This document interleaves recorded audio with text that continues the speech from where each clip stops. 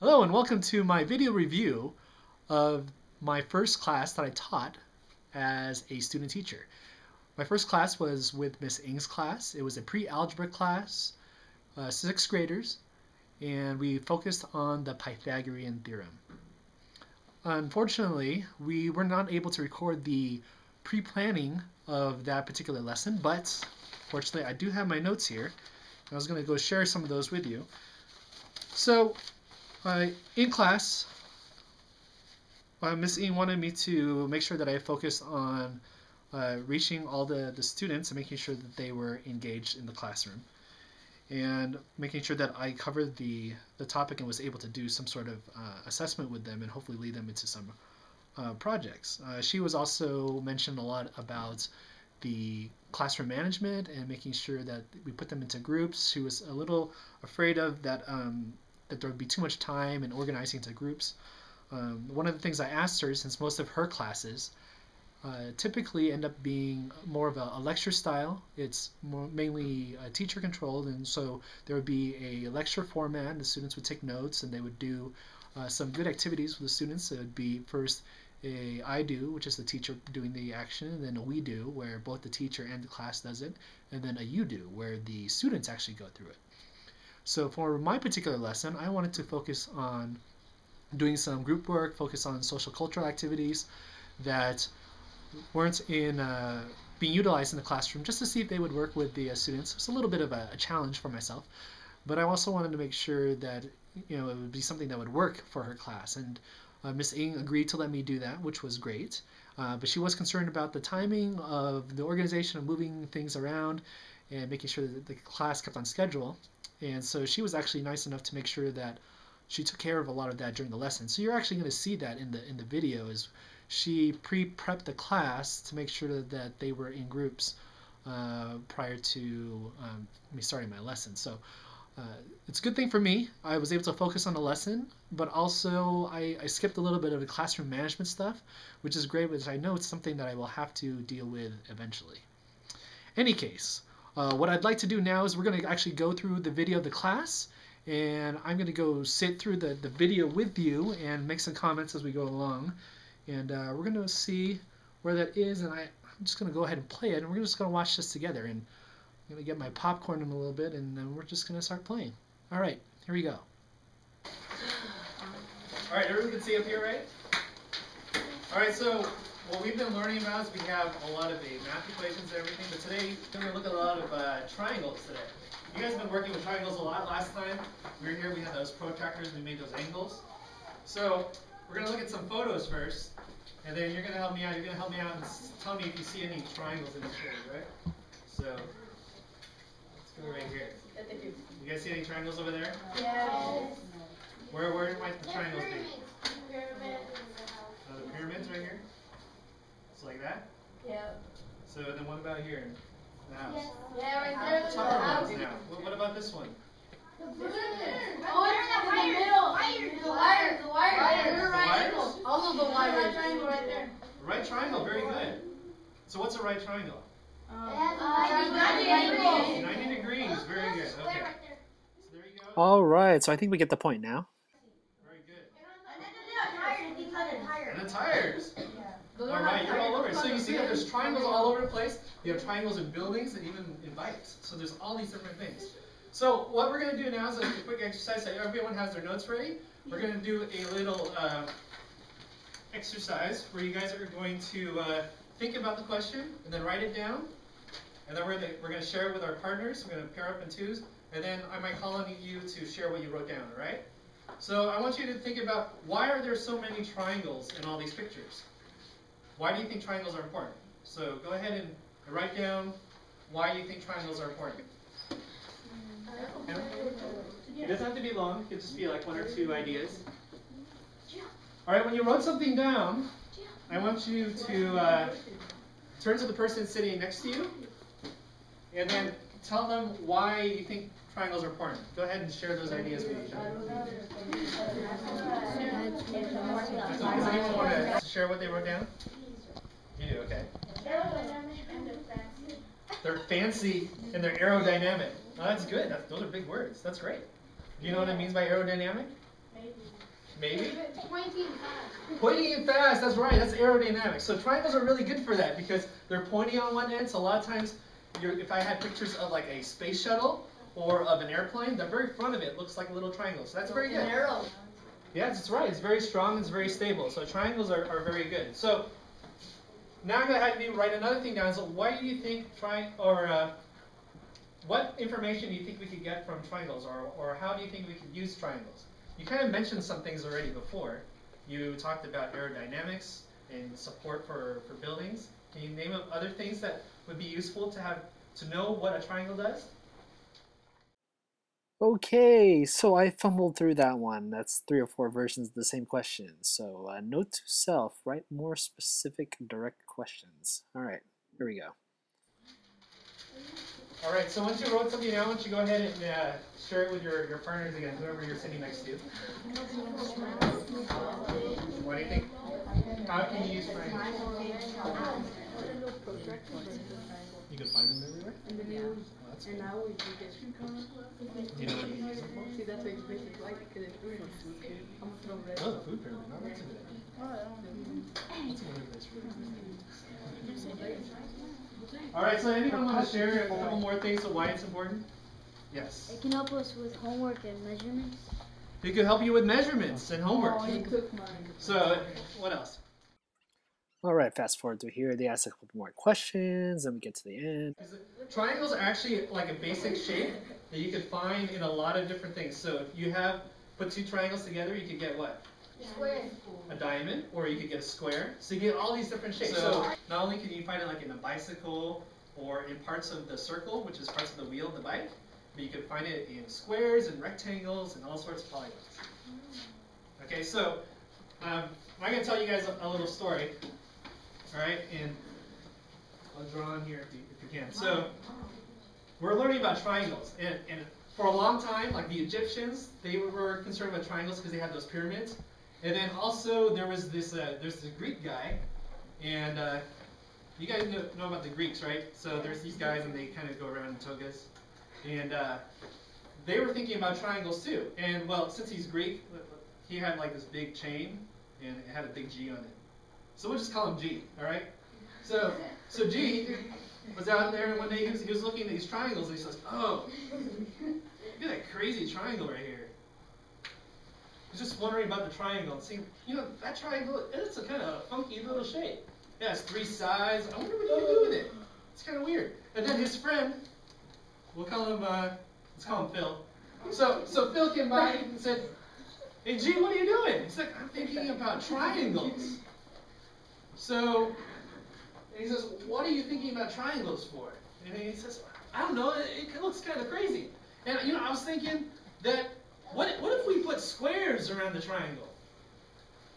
And Phil was saying, like, "Gee, you're crazy. What are you talking about?" "Well, look, you could put like a square here.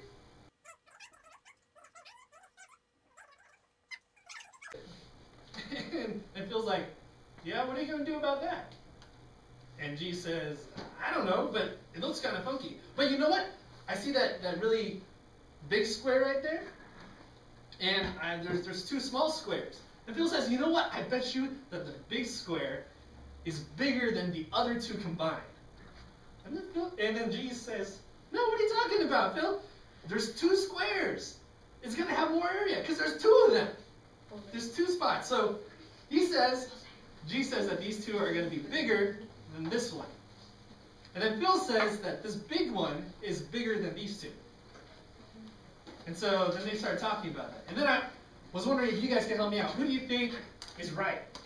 You have that big square or the 2 little squares? So G was saying these, and Phil was saying this. Phil. So who do you think's right? So if you think that Phil's right, raise your hand. Right. One person thinks Phil's right. Okay, if you think G's right, raise your hand. If you don't know, raise your hand. Okay, there's a mix, but most of you guys think that Phil's right. Why is Phil right? Because it's a bigger square? Most of us do. I thought it was an F. So if you think G's right, because there's 2 squares. Well, I don't know. So what we're going to do is we're going to try to find that out. All right, so we're going to do a little activity. So what I have here is I have some triangles, and we're going to go ahead and measure these off. And so let me show you how we're going to do that first, and then we'll get going. So I have one of these triangles, and we're going to hand out some papers, all right? And we have some scissors and some glue for you guys. You're going to go ahead and cut out little squares that fit. So you have to figure out which side fits. You might have to take two things together. But I'll go ahead and have Miss Ng help me pass those out, the triangles. And then you guys will go ahead and put these together in your groups, all right? So at the end, what I want to see is a square around each of the triangles. So I'm going to go and here's one that we prepared earlier.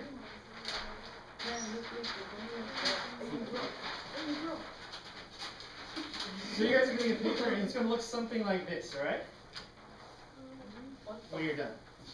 So I want you guys to do that. So on your tables, if you would clear your tables except for your notebook and your pencil. Now, so it's really great that Miss Ng stepped in there and helped me out with some of the classroom management stuff here, but that's something that I really need to hone in on, and I don't have enough experience doing that. Okay, so the first thing everyone needs to do is make sure that your names are on the paper, and then we're going to glue the triangles to the middle of the page, all right? Okay, so everyone's writing their name down, and then you're going to glue the triangle to the middle of the page. Oh, I just had to say that twice. Note to self, write directions on board. Before I hand out the squares to you guys, looks like I lost control. And some squares. Are they even listening? Guys, since most of your groups have 4 people, one person's going to do one square for each one. And then if you have a 4th person, an extra person, that person's going to be the scribe. They're going to write down your answer. Because I want you to make the squares, and then I want you to say who's right. So you're going to be writing down who do you think is right. Okay. Because we're going to count all the squares. Poor guy. Which one is bigger, all right? Doesn't seem like they're paying much attention. Yep, I think you're giving up right about now. Do you guys have any questions? I'll write the instructions on the board, or I'll start handing everything out. Oh, look at his face. You can see that he knows they are not paying attention. So next time, I need to write the instructions ahead of time and give it before handing out the equipment. And then also probably making sure that I just don't rely on audio. I need to have something written down. It's better for the ELL students and for the visual learners. Easier for them to follow along with. Maybe something written down would help. So anyway, they're getting their projects going. You can see a lot of them working on it, and this took up a good amount of time during the day, and my time actually got a little bit away from me during this section, but for the most part they got most of their projects done, and we're going to answer some questions now. Alright guys, how's it going? You guys, which sides are you working on? You're working on that side? You're working on that side? How big are your sides? Did you count? How did you measure? Go ahead and measure it again.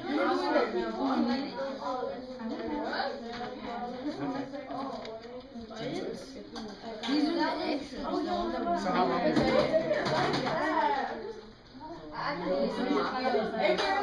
So you can write it down, right? It's easier. You can write the number like right here. Oh,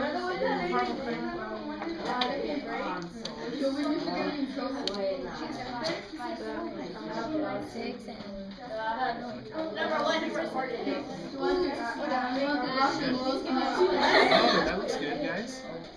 Oh, sorry, that doesn't look like a square. Is that a square? Oh, this one? You still working on that one? Oh, I have to cut it into a square?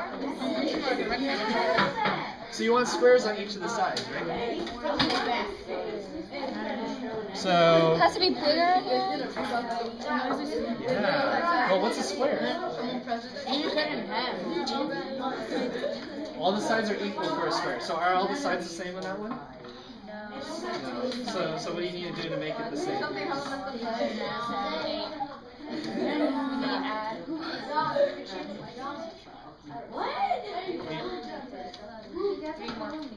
3 more. But then you have to make sure it goes all the way to the end too. What?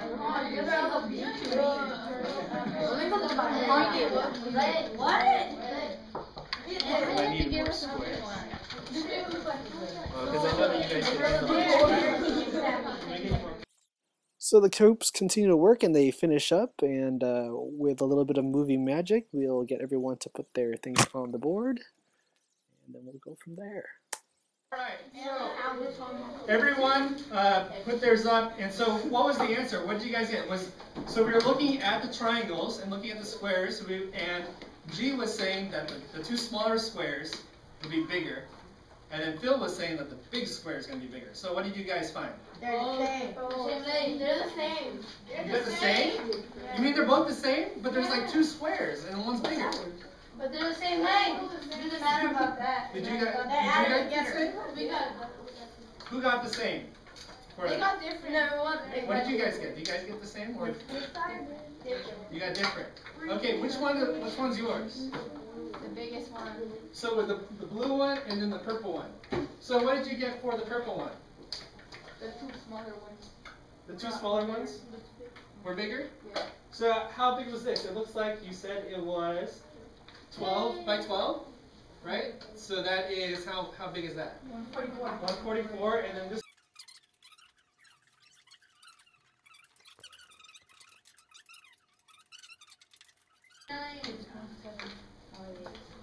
You write it down?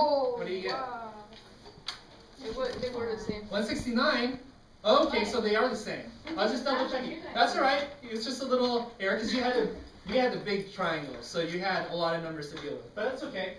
So all of them were the same except for this group. This group had, things were different. What did you get for your numbers here? You had 25 and 25, and then this one was 36. Can anyone tell me why this one is different from all the rest? Because that one's like because all the sides. Because the other ones are right triangles. The other ones are right triangles? What were you saying? That Yeah, but and that one's just like. what kind of triangle do you call that? This one where they have the 2 the same sides? Isosceles. Isosceles triangle. That's very good. That's exactly what you were saying. It's an isosceles triangle. Alright, so we're looking at this, and it looks like all the sides are the same if it's a, what type of triangle? Right triangle. If it's a right triangle. So if it's an isosceles triangle, it didn't work. Well, since this is a math class, let's look at the equation here. When you're looking at the triangle, like this, and then you have the squares, right?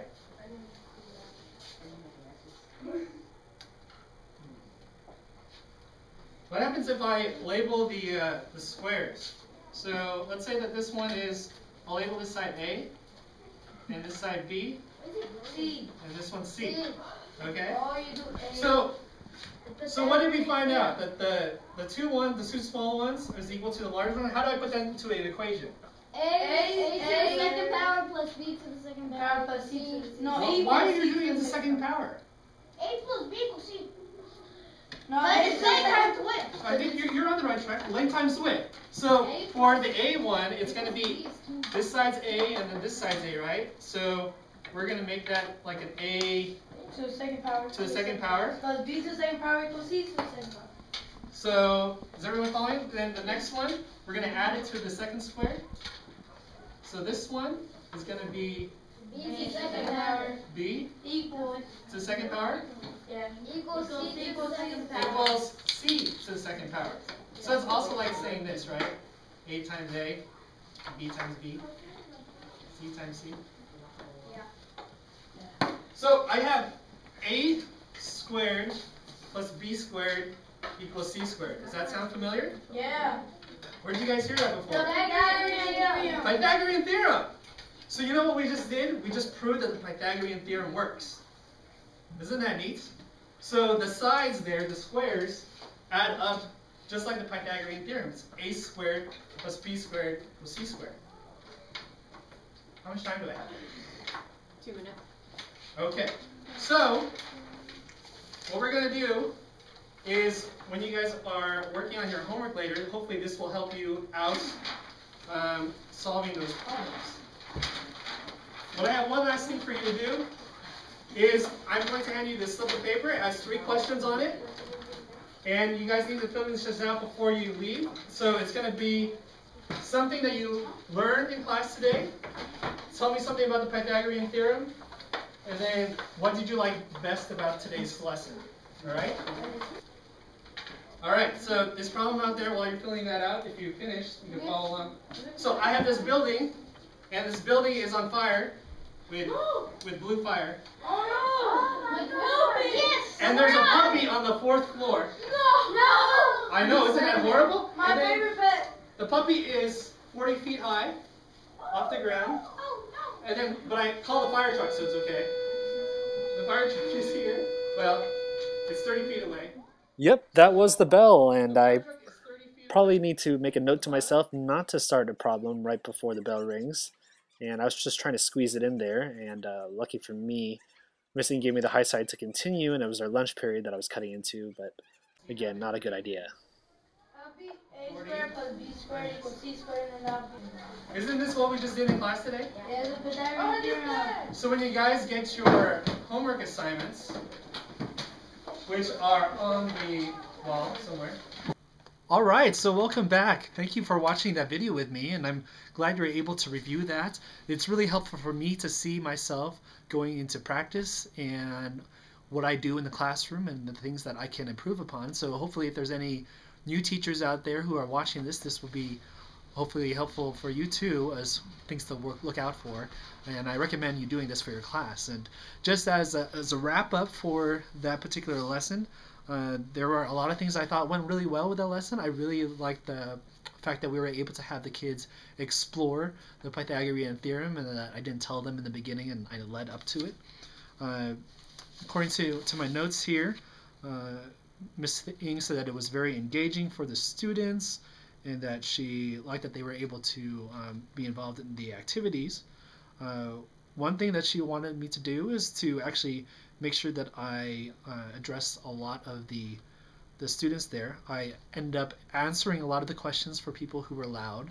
I didn't utilize raising hands as much. I was trying to have a conversation with the students, but this is something where having the students' names written down on either note cards or on popsicle sticks and having everyone engaged that way would be a way to call on people and make sure that they're all aware that anyone can be called upon, and it's not just the people who are being the loud and just yelling out answers. But the good thing is that they were yelling out most of the time the right answer, so that's pretty good. And she also liked the group work. They seem to be on task there. One of the things she told me is that watch on my time management. And if you notice on the video, we ran a little late, and I was actually trying to squeeze in an extra problem past the bell. You heard the bell. Her students are very disciplined in her classroom, so they didn't leave when the bell rang, and I was lucky for that. In any case, those are the comments from my master teacher. Some of the other things that I thought went really well was the interactions with the students and making sure that they were following along, and I thought that their projects showed that they had a lot of work. One of the things I think I could have worked on more is, instead of just giving a verbal instructions for all of those steps, it probably would have been better if I had something written down. So if you notice on the video, I had written down this instruction sheet, and it includes both the instructions and a visual. And I did this on the spot in the classroom, but obviously it would have been great if I had this for several different sections in the video, where it has a visual showing what they need to do and the steps they need to do in order for them to follow along, even if they didn't hear me, or as a supplement. Because again, there are some English language learners in the classroom, and they might not have caught my diction. I talk a little fast sometimes, so I want to make sure that I include that on future lessons. But I do like the visuals. We did this visual graph, and it seemed very engaging.